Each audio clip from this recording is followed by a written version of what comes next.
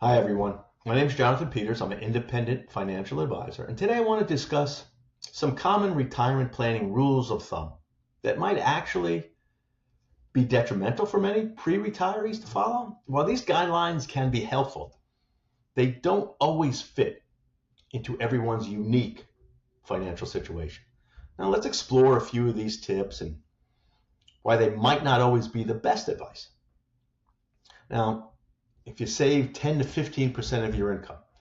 Now, while saving 10 to 15% of your income is a good starting point, it might not be enough for everyone. If you start saving later in life or have higher retirement goals, you might need to save a higher percentage of your income. It's important to create a personalized savings plan that matches your specific retirement needs. Now, also, what about withdrawing 4% annually in retirement? We always hear about the 4% rule. So this suggests you can withdraw 4% of your retirement savings each year and not run out of money.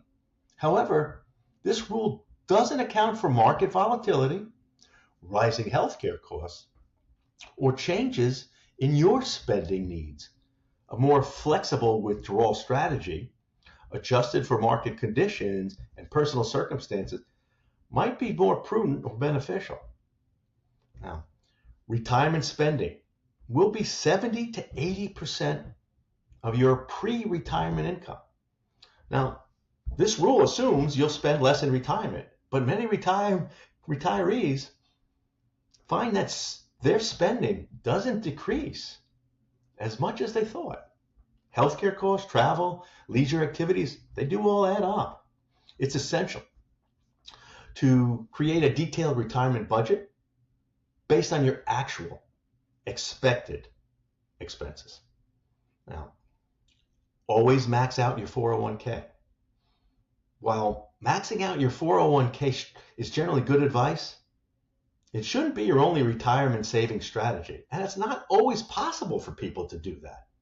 So diversifying your retirement savings across different accounts like IRAs, Roth IRAs, and taxable investment accounts can provide flexibility, tax flexibility, to better align you with your retirement goals.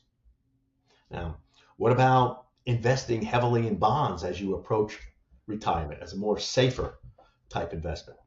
Now, traditionally, retirees were advised to shift a large portion of their portfolio into bonds, strictly for safety. However, with today's interest rates, and they're still relatively low, bonds may not provide sufficient returns to keep up with inflation.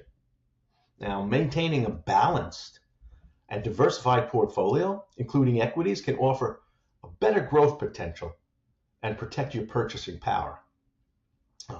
Now, a lot of people have asked me about paying off your mortgage before retirement. Now, while being debt-free in retirement is a great goal, and might not always be the best financial decision though.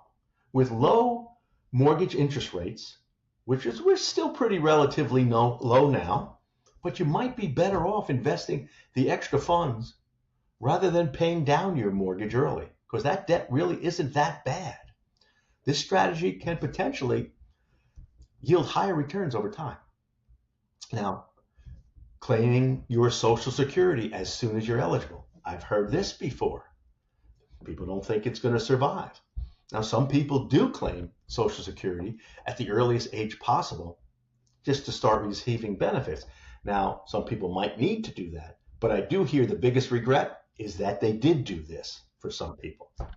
Now, if you're able to delay Social Security, it can significantly increase your monthly benefit. It's important to evaluate your financial situation and health to determine the best time to claim. Now, you can rely on your employer pensions, but while preventions provide a stable income, relying solely on any one item can be very risky. So companies can change pension plans at any moment, and some pensions may not even keep up with inflation. Diversifying your retirement income sources is crucial to ensure your financial stability.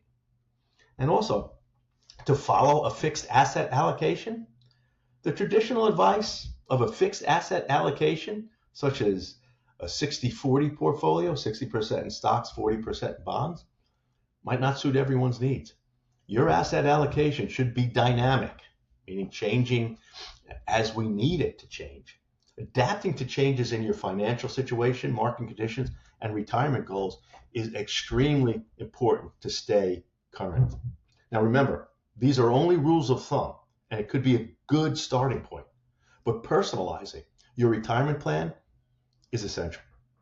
By considering your own personal circumstances and goals, you can create a more effective and tailored retirement strategy that fits your desire. Now, if you have any questions or need personalized advice, feel free to reach out.